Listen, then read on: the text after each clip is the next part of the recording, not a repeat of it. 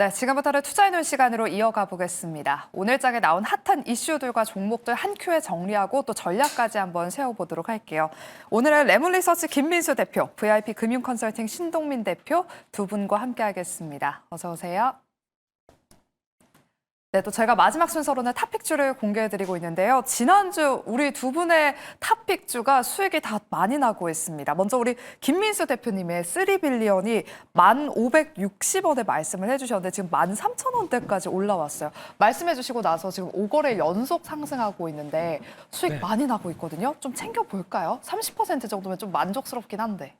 네, 여기서 만족을 하겠느냐라고 봤을 때 종목 장세인 만큼, 그리고 또 시장에서 AI 의료 쪽에서 또 하나의 종목들이 발견되는 만큼 일단은 챙긴다고 하시더라도 한 절반 정도만 챙기시고 나머지는 또 계속 가시는 게 어떨까라고 생각되고 있습니다. 그래봐야 지금 시총 아직 5천억도 안 됩니다. 네, 조금 더 5천억대 이상까지는 충분히 갈 수 있겠다라고 바라보는데 또 하나 투자 경고가 붙다 보니까 속도는 좀 느릴 수 있을 것 같습니다. 그런 쪽에서 다시 한번 12,000원대 초중반 정도까지는 내려올 수는 있다고 보여져도 그럼에도 불구하고 투자 경고가 해제되고 그리고 또 지금 말씀드렸던 3빌리언의 성과가 계속 또 확인되기 시작하게 되면 일단 시총 5천억대까지 본다라고 했을 때 약 한 15,000원대 이상까지도 볼 수 있겠다라는 쪽에서 좀 적정한 비중을 계속 가져가자 그렇게 말씀드리겠습니다. 네, 한 절반 정도는 일단 수익을 내고 절반 정도는 한 15,000원 선까지 더 가져가 보자라고 수익 극대화 관점 말씀해 주셨습니다. 요즘 우리 김민수 대표님의 탑픽주 적중률이 대단한데요. 오늘 종목도 한번 기대해 보도록 할게요. 네, 그리고 신동민 대표님의 지난주 탑픽주 현대백화점이 방금 1시 25분에 52주 신고가를 경신했습니다. 드디어 전고점을 뚫고 98,800원을 한번 찍어줬는데요. 현대백화점도 지금 자막에 나가는 10%보다 더 많은 수익이 나고 있을 것 같아요. 더 보유할까요? 지난주 화요일 날 사셨다고 하면 지금 이제 10% 이상 정도 수익이 나셨을 텐데 저는 이제 그 10만 원이 좀 심리적 저항선을 좀 강하게 작용하고 있다고 생각이 돼서 지금 한번 수익 실현하셔도 좋다고 판단이 됩니다. 그리고 지금 주도주 수급이 쏠리고 있는 종목들로 테마들로 좀 옮겨가셔도 즐거운 매매가 되지 않았나 생각이 됩니다. 네, 현대백화점 수익 챙기고 지금 시장에서 주목받고 있는 섹터와 종목들로 조금 더 집중해보자라고 말씀해 주셨습니다. 그럼 어떤 종목들과 섹터를 봐야 되는지 저희가 지금부터 본격적으로 전략 한번 세워보도록 할게요.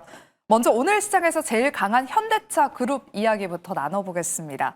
엔비디아로부터 GPU를 공급받았다는 사실이 확인이 되면서 오늘 현대오토에버가 여전히 14% 넘는 급등세를 이어가고 있습니다. 또 여기에다가 미국 정부가 한국산 자동차에 대한 관세를 소급 인하하기로 결정한 것도 오늘 주가 상승을 견인하고 있는데요. 김민수 대표님, 네. 이 훈풍이 또 오늘 다른 로봇이나 자율주행 쪽으로 확산이 되고 있는 것 같아요. 현대차 그룹이 앞으로 로봇과 자율주행 섹터의 대장주로 자리매김할 수 있을까요?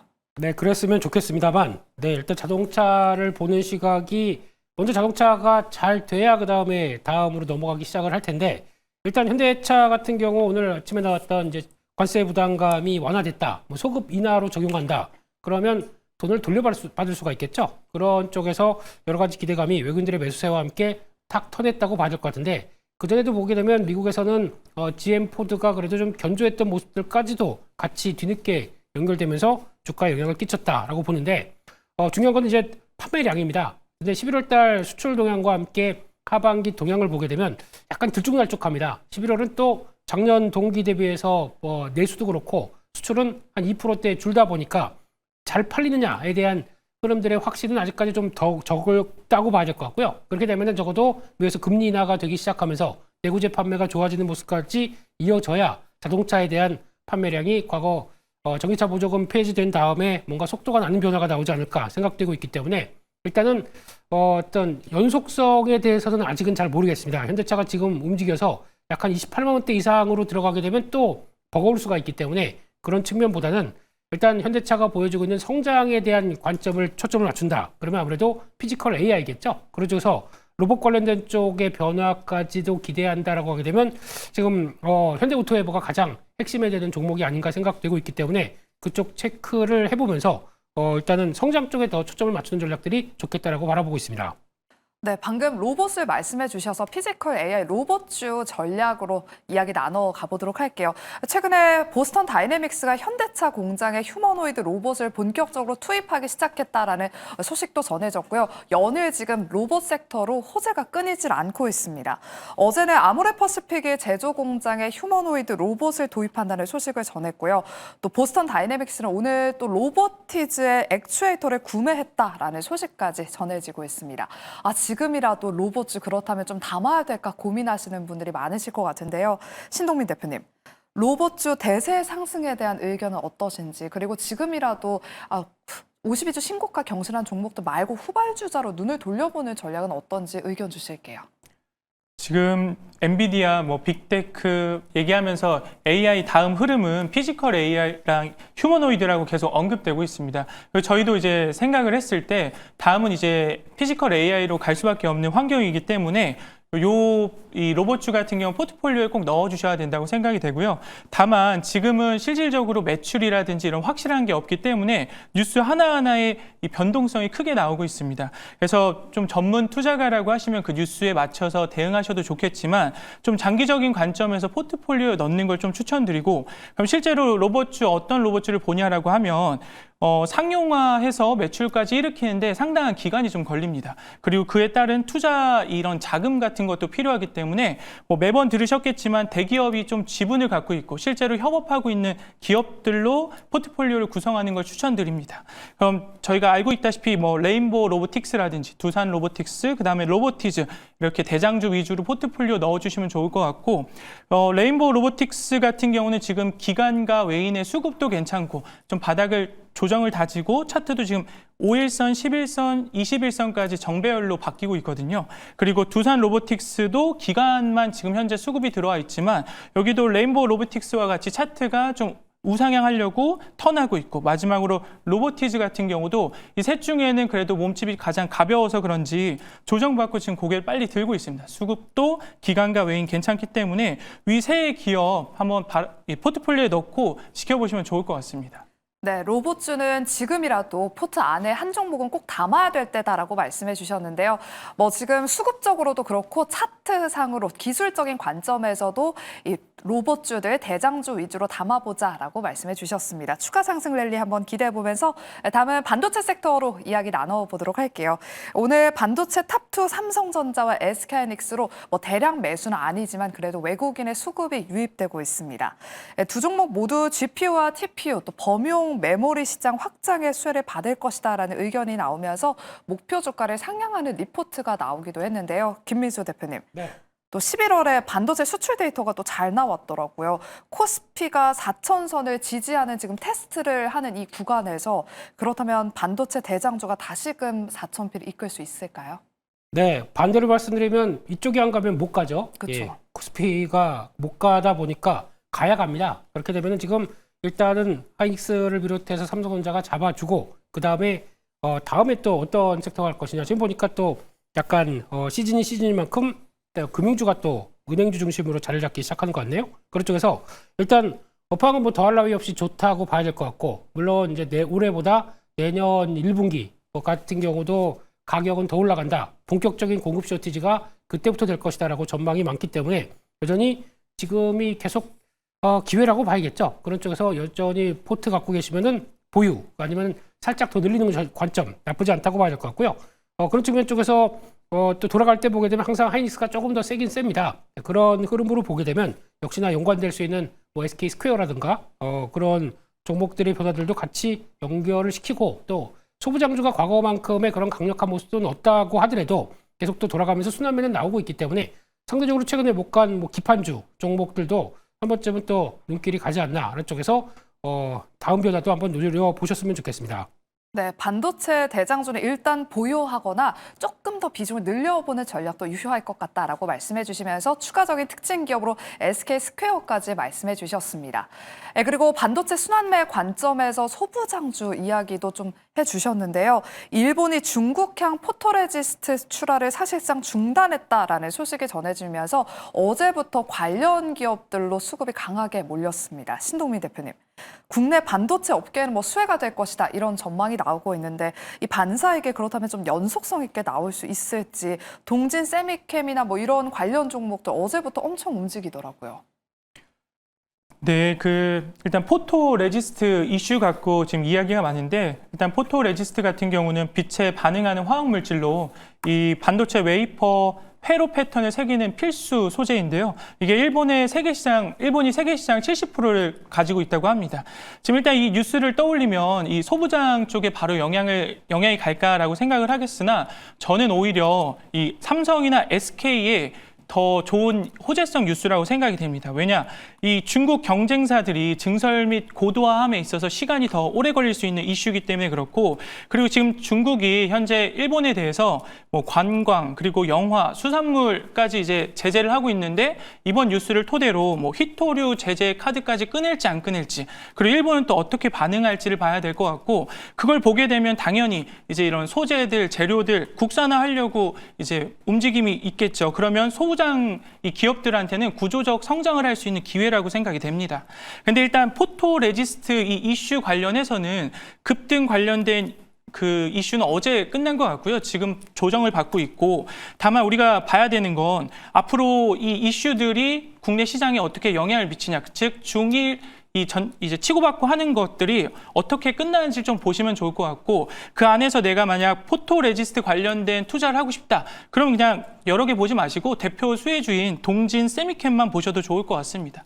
국내 유일의 국산화 성공했으며 지금 삼성과 SK 고객사로 두고 있고, 그다음에 매출 영업이익도 괜찮기 때문에 만약 이 관련된 이슈로 투자를 하고 싶다, 그럼 동진 세미캠 하나만 보셔도 충분할 것 같습니다. 네, 일단은 반도체 대장주 위주로 먼저 보고 소부장 쪽을 본다면 동지 세미캠 위주로 보자라고 말씀해 주셨습니다. 이렇게 중일 갈등이 좀처럼 봉합될 기미가 보이질 않자 오늘 장 초반부터 또 중일 갈등 수혜주들이 또 한 번 움직이고 있습니다. 단체 관광버스 테마가 또 한 번 움직이면서 동일 고속이 여전히 상한가에 거래가 되고 있고요. 천일 고속이라는 종목은 무려 지금 8거래일 연속 상한가에 거래가 되고 있습니다. 김민수 대표님, 네. 롯데 관광개발도 장중에 10% 넘게 오르기도 하고 서부 T&D, 우리 대표님이 예전에 서부 T&D 말씀해 주셨었잖아요. 탑픽주, 그렇죠? 네, 그런 상황들인데 연속성 있게 시세 가져갈 수 있을까요? 네, 일단 지금 이게 생각보다 좀 오래 걸릴 것 같다 보니까 이에 따른 기대감들 국내 업체 쪽으로는 강하게 들어올 것 같습니다. 그런 쪽의 변화가 나올 것 같은데, 근데 뭐 관련돼서 인바운드 쪽에 대한 흐름들은 그래도 중국인 쪽의 변화가 나오기 시작하면서 기대감은 높다라고 보는데, 장 초반은 강했는데 장중에 보다 보니까 좀 무거워집니다. 뭐 글로벌 텍스프리나 아니면 서부 T&D 모두 다 무거워지는데, 특히 글로벌 텍스프리는 이번에 정부에서 환급 관련된, 임의용 관련된 환급 관련된 쪽들이 아마 지금 보니까 안 되는 쪽으로 나오는 것 같습니다. 그러다 보니까 주가가 좀 빠르게 하락 전환하는 모습들이 좀 이어지는 것 같은데, 일단 이 부분은 어느 정도 좀 안정권을 확인하고 다시 봐야 된다는 관점 쪽에서 조금 더 눈여겨보고 그 다음을 봐야 될 것 같고요. 게다가 지금 이쪽에 대해서 메리트는 높다고 보여지고 있는데, 그럼에도 불구하고 이제 관광 지금은 비수기니까, 겨울이다 보니까 아무래도 지금 당장의 변화보다는 내년은 한 단계 레벨업 되겠지라는 관점 쪽으로 바라볼 수 있는 부분들이기 때문에 그런 점들 한번 챙겨보시고, 일단은 아직은 조금 더 관망하고 보셔야 될 것 같습니다. 네, 다음으로는 최근 증시를 주도했던 조선과 원전 섹터가 AR 순환매에 쉬어갔다가 다시금 좀 고개를 드는 모습을 보이고 있어서 본격적으로 또 전략 세워보도록 할게요. 어제도 저희가 변압기 조정에 따른 대응 전략 이야기를 해봤었는데요. 신동민 대표님, 오늘 변압기와 함께 일부 조선주들도 장중에 반등을 시도하고 있습니다. HJ중공업이 현재 8% 가깝게 상승하고 있고, 대한조선, 한화오션 또 빨간불을 켜고 있어요. 조선주가 과거의 영광을 다시금 좀 찾을 수 있을까요?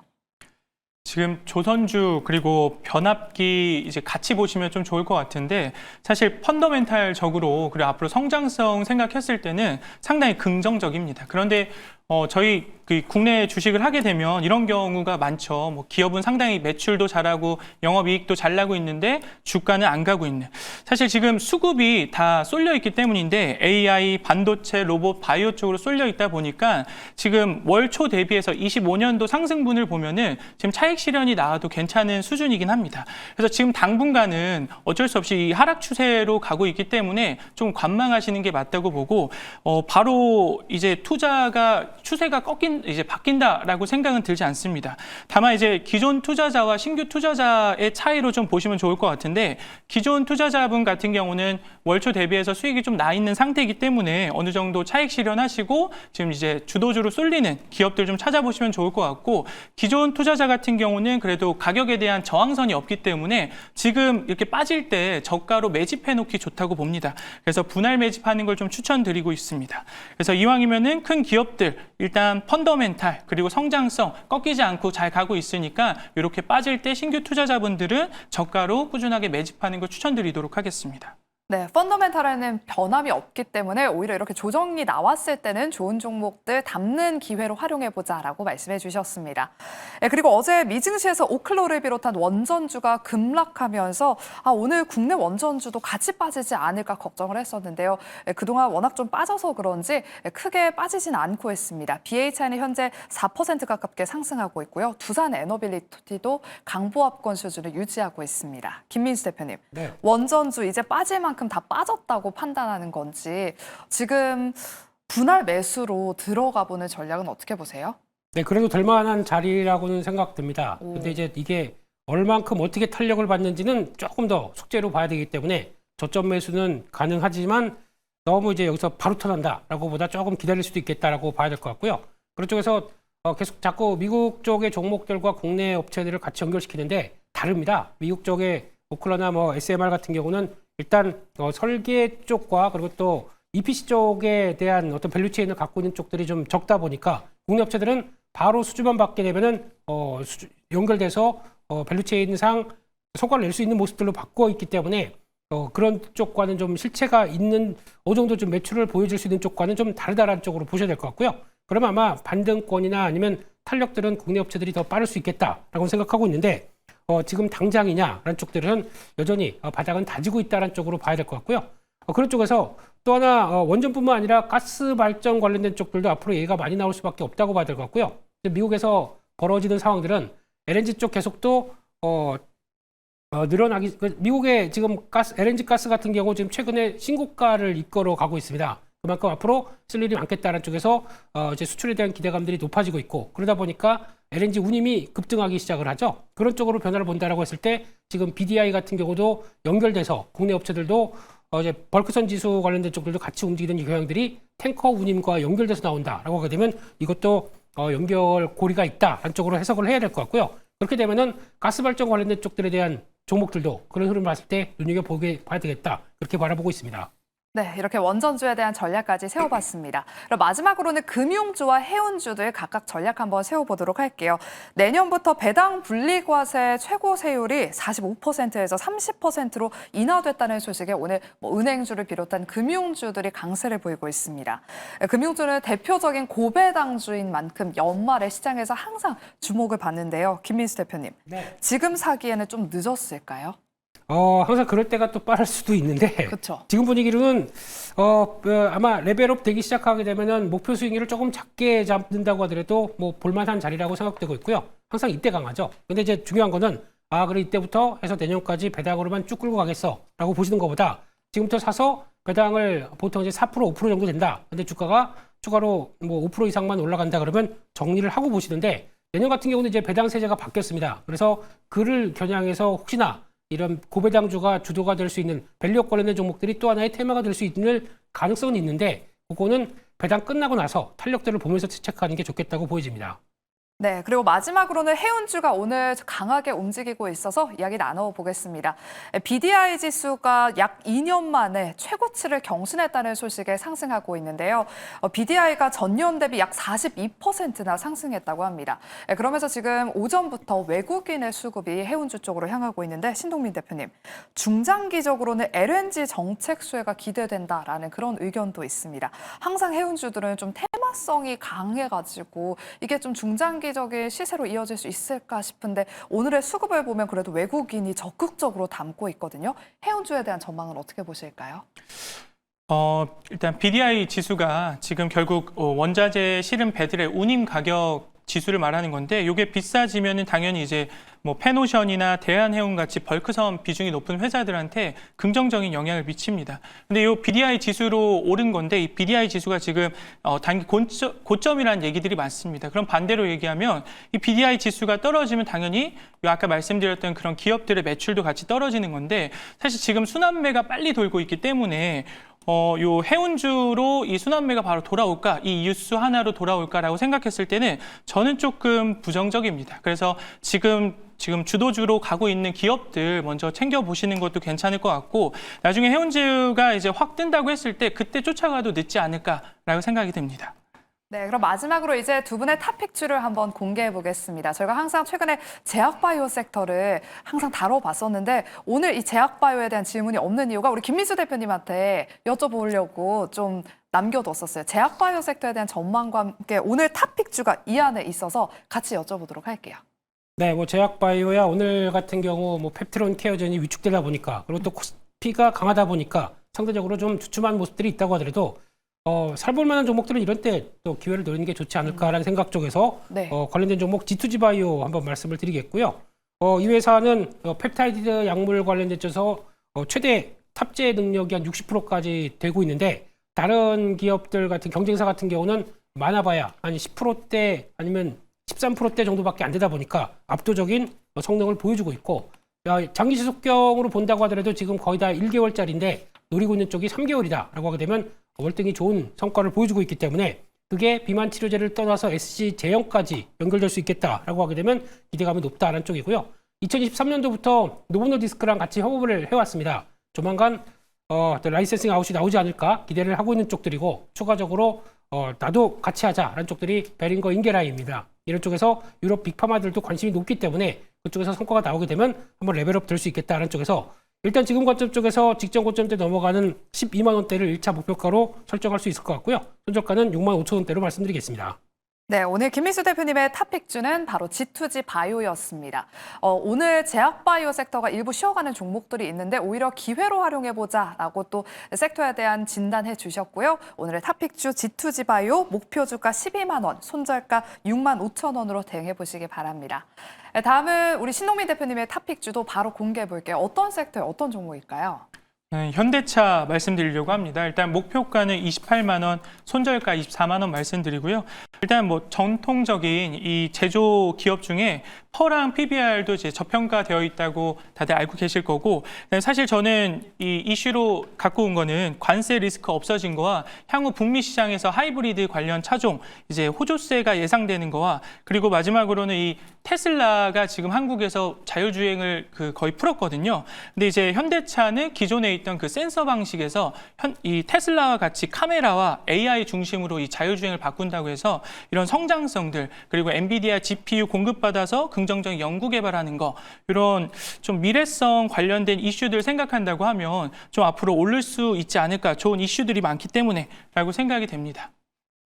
네, 오늘의 신동민 대표님의 탑픽주는 현대차였습니다. 목표 주가는 28만 원으로 전고점은 살짝 아래 단으로 목표 주가 제시해 주셨고요. 손절가는 24만 원으로 대응해 보시기 바랍니다. 네, 이렇게 저희가 준비한 순서는 여기까지입니다. 여전히 코스피 지수가 코스닥 지수 대비 더 강한 흐름인데요. 남은 오후장도 매일경제TV와 함께 실시간으로 장 대응해 나가시길 바라면서 저희는 내일 오후 12시 이 시간에 다시 찾아오도록 하겠습니다. 끝까지 함께해 주신 여러분 고맙습니다.